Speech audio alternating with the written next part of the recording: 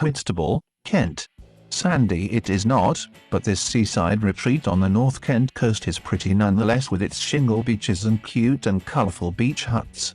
The high street is lined with pastel-hued gift shops, cafes and pubs, and leads down to a seafront promenade for breezy strolls.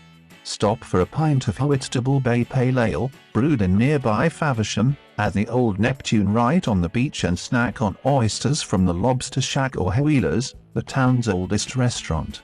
To head further afield, rent bikes and follow the Crab and Winkle Way, a 7-mile cycle track between Whitstable and the ancient city of Canterbury, home to England's oldest cathedral. Where to stay in Whitstable? Stay in a converted fisherman's hut right on the beach and wake up to stunning sea views, or check into the family-run Hotel Continental between the harbour and the High Street. How to get to Whitstable from London? Direct trains run from St Pancras Station, 75 minutes, and Victoria Station, 90 minutes. The beach is a 15-minute walk from the station. Whitstable is around a 2-hour drive from London. Book tickets via Trainline.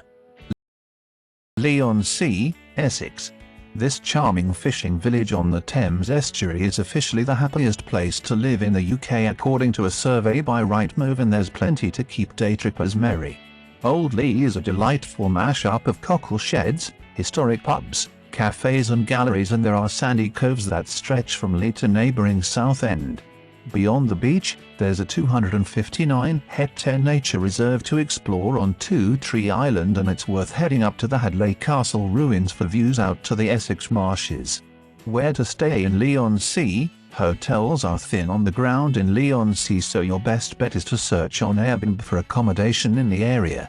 The Trinity Hotel in nearby Westcliff-on-Sea is a 6-room B&B with stylish rooms and sea views, or for a little bit of luxury and a candy floss fix, consider the 7 Hotel in Southend-on-Sea. How to get to Leigh-on-Sea from London? Direct trains run from Fenchurch Street Station, 45 minutes. Leigh-on-Sea is around a 90-minute drive from London. Book tickets via Trainline. West Wittering, West Sussex. In an area of outstanding natural beauty close to Chichester Harbour, West Wittering is one of the finest sandy beaches England has to offer. Its clean sands, safe bathing waters and grassy banks have earned it a prestigious Blue Flag Award, and it's popular all year round with families, picnickers, kite flyers and windsurfers. High tide attracts water sports pros into the sea, while little ones will love splashing around the shallow lagoons when it's low. There's a small cafe for ice creams and simple seaside grub, and a rental shack offering water sports gear. Where to stay in West Wittering? There are a number of small B&B options in the local area, or it's worth checking out Airbnb for apartments and houses. In nearby Chichester, the Harbour Hotel is a lovely boutique hotel with a seafood restaurant and a spa. How to get to West Wittering from London? Direct trains run from Victoria Station to Chichester, 90 minutes. There's a regular bus service from Chichester Station to the Old House at Home pub, a 10-minute walk from the beach. West Wittering is around a 2-hour drive from London. Book tickets via Trainline. Brighton, East Sussex. Grand Regency Squares, Boho Streets, characterful pubs and classic seaside pursuits combine in this cool coastal city. While day trippers tend to make a beeline for the Pebble Beach to munch on fish and chips, there's lots to see beyond the shoreline, including a Taj Mahal-inspired Royal Pavilion, a traditional pier packed with retro fairground rides and the lanes, a vibrant network of streets lined with Brighton's best indie boutiques. For a quieter alternative, stroll east to Hove to explore artisan shops and cute cafes. Where to stay in Brighton? The Artist Residence is a townhouse boutique with each room designed by a different creative. For a budget-friendly base, try Motel Schmotel with rooms from £35, or for out-and-out luxury, consider Hotel Una on Regency Square.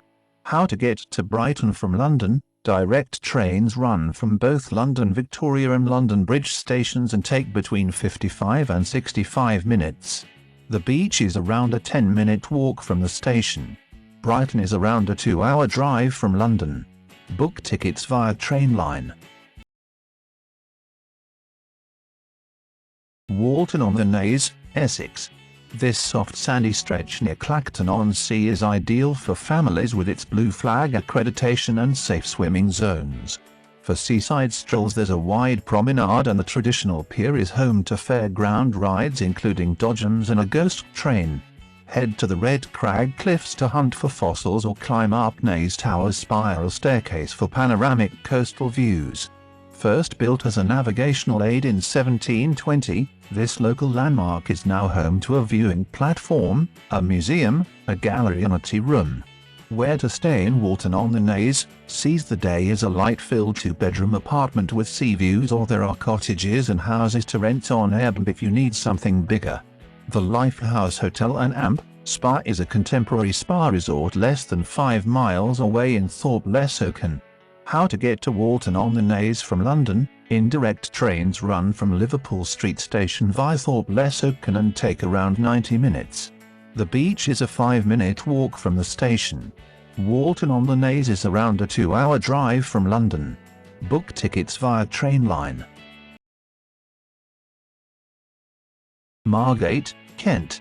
Sun-seeking Londoners can reach this classic seaside resort in just 90 minutes thanks to an excellent high-speed rail link from St Pancras. Home to a charming old town and a thriving art scene, Margate has inspired homegrown creatives including romantic painter J.M.W. Turner and contemporary artist Tracy Emin. Works by both can be seen at the Turner Contemporary Gallery on the seafront. The beach itself is a sweep of golden sands with a stone pier more commonly referred to as the harbour arm, and beyond the shoreline there are retro thrills on offer at Dreamland, a 16-acre amusement park with the UK's oldest wooden roller coaster at its heart. Where to stay in Margate? Go boutique at the Reading Rooms, a converted townhouse on a leafy square close to the beach, or step back in time at the Walpole Bay Hotel, an Edwardian retreat with bags of character. For a cheaper option, consider Beat Beds, a vegan restaurant with rooms just off the high street. How to get to Margate from London? Direct trains run from St Pancras station and take around 90 minutes. The beach is about a 5-minute walk from the station. Margate is around a 2-hour drive from London. Book tickets via Trainline. Camber Sands, East Sussex. If you're looking for a guaranteed patch of soft golden sand, Camber Sands is a safe bet. Stretching for around 7 miles and backed by lofty dunes, this vast beach offers plenty of space to stretch out, even on scorching summer days. The shallow waters are ideal for family paddling, but the coastal conditions are also perfect for windsurfers, kitesurfers and sailors. In the winter months, you might have to make room for an A-list star or two. Camber Sands has provided a backdrop for films including The Monuments Men and The Theory of Everything. The medieval hilltop town of Rye, home to a 13th century castle and tea shops aplenty, is just 4 miles away. Where to stay in Camber Sands? Stay right on the sand at Stowaway Beach House, a collection of whitewashed cottages with sun-splashed terraces and private beach access. The Owler's Retreat is a modern 3-bedroom beach hut less than a minute from the dunes, or push the boat out at the Gallivant, a converted beachfront motel with boutique rooms and an award-winning restaurant. How to get to Camber Sands from London? Indirect trains to Rye run from St Pancras Station via Ashford International. Regular buses operate from Rye to the beach and take around 10 minutes. Camber Sands is around a 2-hour drive from London. Book tickets via Trainline. Bournemouth, Dorset. Popular since the 18th century, when wealthy Victorians flocked to Bournemouth to take advantage of the sea's medicinal benefits, this South Coast resort attracts fun-loving families, water sports fans and day trippers all year round. There's some fine Victorian architecture to see, including the town centre's grand covered shopping arcade and the clifftop Russell Coates Art Gallery and Amp Museum, and the traditional pier is home to an arcade, a climbing wall and a zip line. Surfers and stand-up paddleboarders head east to Boscombe, while foodies make a beeline for Sandbanks, a small peninsula dotted with multi-million-pound houses and a Rick Stein seafood restaurant.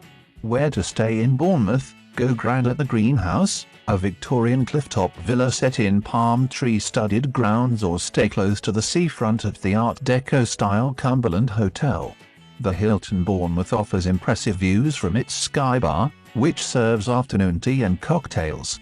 How to get to Bournemouth from London? Direct trains run from Waterloo Station and take just under 2 hours. The beach is about a 20-minute walk from the station.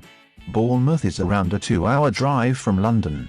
Book tickets via Trainline. Thanks for watching. You'll find all the links down below the video. Subscribe to the channel.